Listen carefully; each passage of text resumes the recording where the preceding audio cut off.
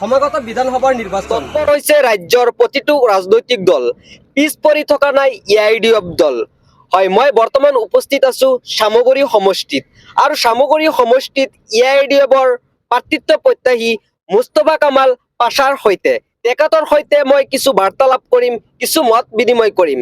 তেখেত সমষ্টিত অহাৰ লগে লগে যথেষ্ট ৰাইজৰ সঁহাৰি দেখা গৈছে। তেখেতৰ সৈতে মত বিনিময় কৰিম, তেখেতে কি কয়। দেখা গৈছে যথেষ্ট সঁহাৰি পাইছে ৰাইজৰ। আপুনি ইআইডিএফ দলৰ পৰা টিকেটৰ প্ৰাৰ্থিত্ব প্ৰত্যাশী কি ক'ব? সঁহাৰি পাইছোঁ মানে আপোনাৰ এইবাৰ সামগুৰি বিধানসভা সমষ্টিৰ জনসাধাৰণৰ এটাই সিদ্ধান্ত, Tanzil Hossain go back, AIDF দল ওয়েলকাম। আমাৰ এআইডিএফ দলৰ প্ৰতি জনসাধাৰণ আকৃষ্ট হোৱাৰ মূল কাৰণ হৈছে কংগ্ৰেছ দলত নেতাৰ পুত্ৰৰ বাদে, মন্ত্ৰী MLA পুত্ৰৰ বাদে সাধাৰণ পৰিয়ালৰ মানুহৰ কোনো স্থান নাই। কিন্তু ইআইডিএফ দলত আপোনাৰ সৰ্বসাধাৰণৰ স্থান আছে, গৰীব দুখীয়াৰ স্থান আছে, আপোনাৰ লাঞ্ছিত বঞ্চিত মানুহৰ স্থান আছে। গতিকে এআইডিএফৰ প্ৰতি অসমৰ নহয়, সংখ্যালঘু অধ্যুষিত অঞ্চলৰ প্ৰতিটো অঞ্চলতে, অকল সামগুৰি বিধানসভা সমষ্টিতেই নহয়, চবতে আপোনাৰ সংখ্যালঘু জনসাধাৰণে এটা কথা বুজি পাইছে যে বিপদৰ বন্ধু বদৰুদ্দিন আজমল চাহাব। কংগ্ৰেছক বিগত স্বাধীনতাৰ ৭৫ বছৰ অসমৰ সংখ্যালঘু জনসাধাৰণে ভোট দি আহিছে, কিন্তু অসমৰ সংখ্যালঘু জনসাধাৰণৰ সমস্যাৰ কোনো সমাধান হোৱা নাই। বহুত শক্তিশালী প্ৰাৰ্থী প্ৰক্ষেপ কৰিছে প্ৰাক্তন মন্ত্ৰী ৰকিবুল হুছেইনৰ পুত্ৰ তানজিল হুছেইন। শুনক, সামগুৰি বিধানসভা সমষ্টিৰ এইটোৱে এটা ট্ৰেজেডি, এটা দুখ যে মন্ত্ৰীৰ পিতেক হোৱাৰ সুবাদতে অন্য কোনো যোগ্যতা নাথাকিলেও তেওঁ কংগ্ৰেছ দলৰ প্ৰাৰ্থিত্ব পায়।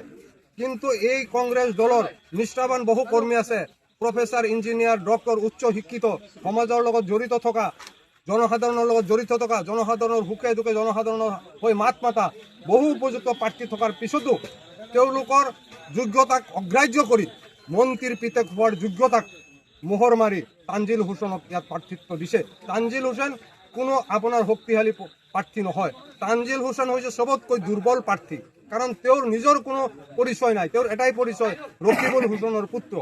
তেওঁৰ সাংগঠনিক পৰিচয় হৈছে NSY কৰিছে ৰকিবুল হুছেইনৰ পুত্ৰ হিচাপে, আৰু কোনো নাই। তেওঁ সামগুৰি বিধানসভা সমষ্টিৰ যেতিয়া তেওঁ হৈছে ক্ষমতাৰ মাজত জন্ম হোৱা আৰু আজিলৈকে ক্ষমতাৰ মাজত থকা মানুহে সাধাৰণ মানুহৰ মনৰ আৱেগ অনুভূতিক কোনোদিন তেওঁলোকে বুজি নাপায়। তেওঁলোকে সাধাৰণ মানুহৰ অভাৱ অভিযোগটো তেওঁলোকে বুজি নাপায়, কাৰণ তেওঁলোকে ৰজাৰ ঘৰত জন্ম লৈছে, তেওঁলোকৰ সোণৰ চামুচ মুখত লৈ জন্ম লৈছে।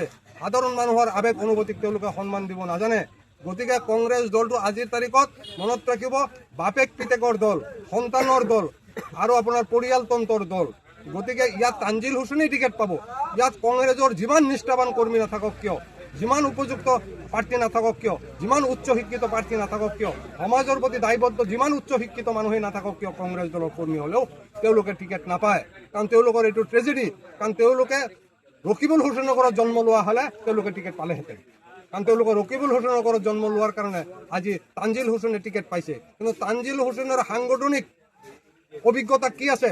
তানজিল হুছেইনে সংগঠনৰ কাৰণে, জনসাধাৰণৰ কাৰণে, ৰাইজৰ কাৰণে বিগত দিনত কি কৰিছে তাৰ উত্তৰ বিচাৰিলে, তেওঁ প্ৰশ্ন কৰিলে তাৰ উত্তৰ তেওঁ দিব নোৱাৰিব।